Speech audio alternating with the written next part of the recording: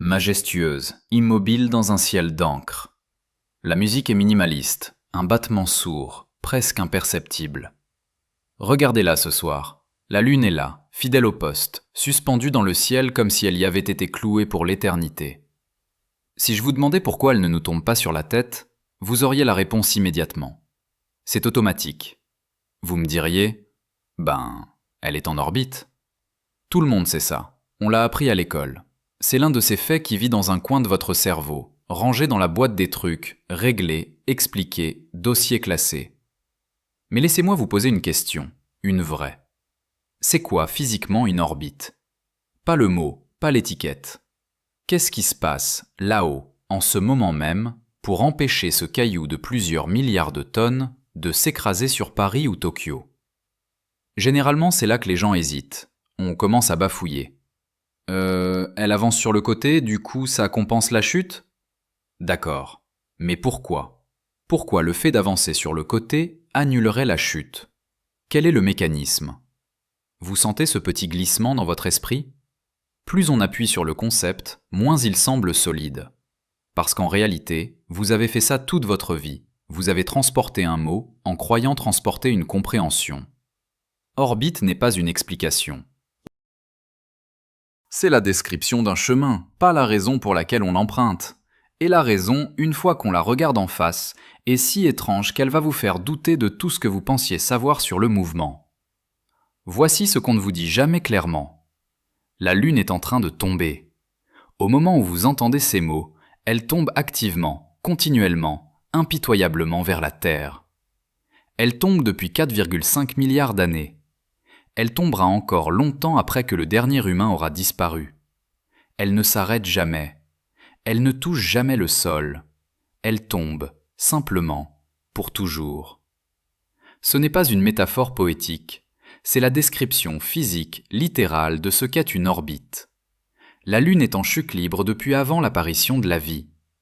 Si ça ne vous semble pas être le truc le plus dingue que vous ayez entendu aujourd'hui, c'est que vous n'avez pas encore laissé l'idée infuser.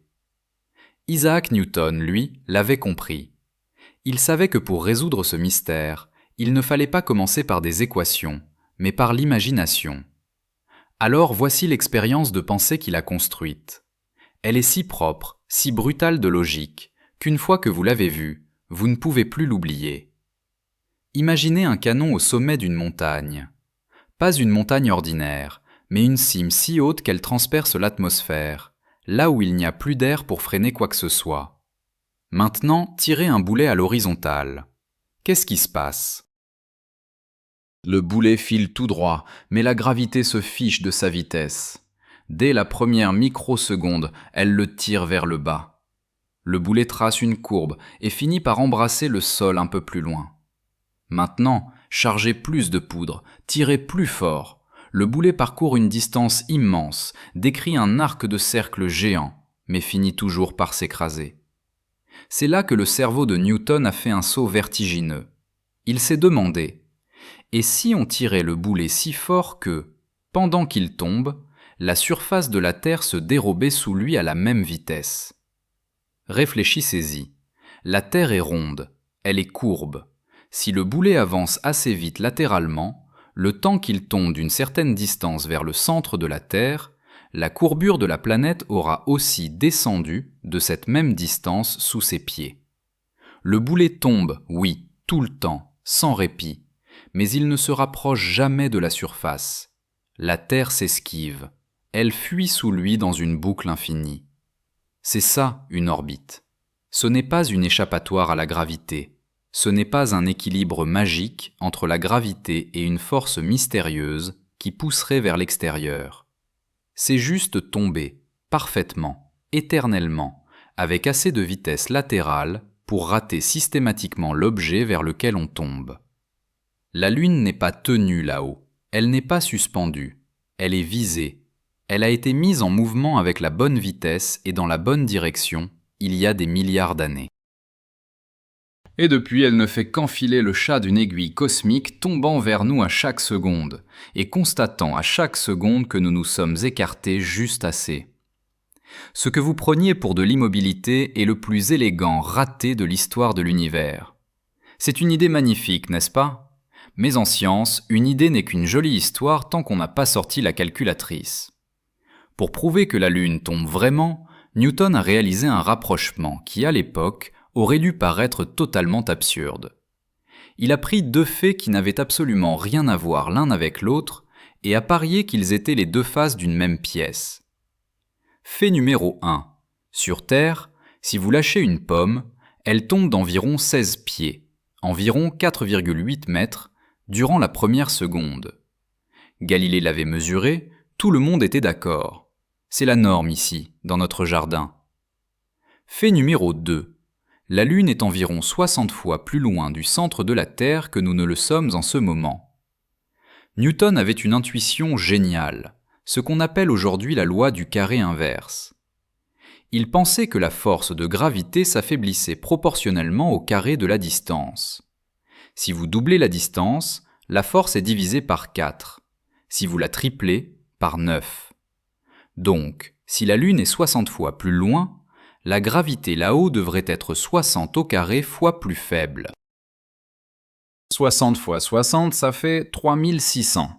Suivez bien, si sa théorie était juste, la Lune devrait tomber vers la Terre non pas de 16 pieds par seconde, mais de 16 pieds divisé par 3600. Sortez vos calculettes, cela fait environ 1/20 de pouce par seconde, soit à peine 1,2 mm, un rien du tout à l'échelle cosmique. Newton a alors vérifié ce chiffre par rapport à la vitesse réelle de la Lune sur son orbite et la géométrie de son trajet. Le résultat ? 1/20 de pouce, exactement le même nombre.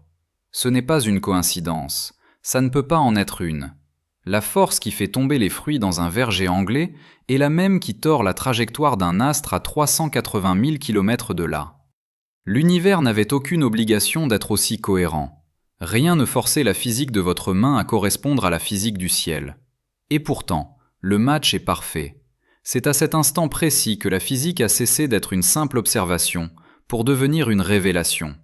La Lune tombe, les chiffres de Newton le prouvent. Mais une question brûlante surgit alors, et c'est une excellente question. Si la Lune tombe depuis 4,5 milliards d'années, pourquoi est-elle encore là-haut ? Pourquoi n'a-t-elle pas spiralé vers nous, se rapprochant centimètre par centimètre, jusqu'à ce qu'elle finisse par compléter sa chute et nous percute de plein fouet ? Vous pourriez penser qu'il y a quelque chose qui la pousse, une force qui maintient son orbite, un moteur invisible, ou une main géante qui lui donne une pichenette régulière pour contrer l'attraction implacable de la Terre. Il n'en est rien. Rien ne pousse la Lune sur le côté. Rien ne maintient sa vitesse. Aucun moteur, aucun propulseur, aucune intervention divine. Elle a été mise en mouvement il y a très longtemps, probablement lors d'une collision cataclysmique entre la jeune Terre et un corps de la taille de Mars. Et depuis ce moment, la Lune est en roue libre. Elle plane. C'est ici que votre intuition refuse d'accepter la réalité. Sur Terre, tout finit par s'arrêter. Lancer une balle, elle finit par s'immobiliser. Pousser un meuble, il s'arrête dès que vous lâchez prise. Votre cerveau, entraîné par toute une vie à observer des objets qui ralentissent, suppose que la Lune doit elle aussi lutter contre quelque chose pour avancer. Mais l'espace ne pousse pas en retour. Dans le vide, il n'y a pas d'air, pas de friction, aucune résistance. La vitesse latérale de la Lune ne lui coûte rien. Elle ne nécessite aucune dépense d'énergie. Elle continue simplement parce que rien ne l'arrête. C'est ce qu'on appelle la conservation de la quantité de mouvement. C'est l'une des vérités les plus troublantes de la physique. Le mouvement n'a pas besoin de cause pour continuer. Seuls les changements de mouvement nécessitent une force. La Lune continue d'avancer parce qu'elle avançait déjà. Elle continue de tomber parce que la Terre tire. Ces deux éléments, l'élan latéral inépuisable et la chute gravitationnelle éternelle, se verrouillent dans une orbite qui ne demande aucune attention de la part de l'univers. Ça tourne, indéfiniment, comme une horloge qui ne s'arrêterait jamais parce que, tout simplement, elle ne consomme rien. La loi de Newton était parfaite. Elle a prédit le retour des comètes, le mouvement des planètes et le timing des éclipses avec une précision qui semblait surnaturelle. Et puis, Mercure a refusé de coopérer. Mercure est la planète la plus proche du Soleil, et son orbite a un minuscule problème. Elle bouge. Le point où Mercure passe le plus près du Soleil se déplace très légèrement à chaque tour. Un décalage de 43 secondes d'arc par siècle. C'est une fraction de degré, une erreur si petite qu'elle semble pardonnable. Mais la physique ne pardonne pas. Une équation presque juste est une équation fausse. Puis vint Einstein. Il n'a pas simplement ajusté l'équation de Newton. Il a jeté tout le concept par la fenêtre. La gravité, dit Einstein, n'est pas une force. Ce n'est pas un lien invisible qui tire sur les masses. Ce qui existe, c'est la géométrie. La masse courbe l'espace-temps, le tissu à 4 dimensions dans lequel tout se déplace. La Terre ne tire pas sur la Lune, la masse de la Terre courbe l'espace autour d'elle. Et la Lune, en avançant dans cet espace courbé, suit le chemin le plus droit possible. Imaginez une bille roulant au fond d'une cuvette. Elle tourne parce que le sol est courbé, pas parce qu'une force invisible la tire. La Lune n'est pas attirée vers l'intérieur, elle avance tout droit dans un univers qui a la forme d'une courbe. Quand Einstein a appliqué ses calculs à Mercure, le décalage de 43 secondes d'arc a été prédit exactement. Le mystère était résolu. Maintenant, prenez du recul.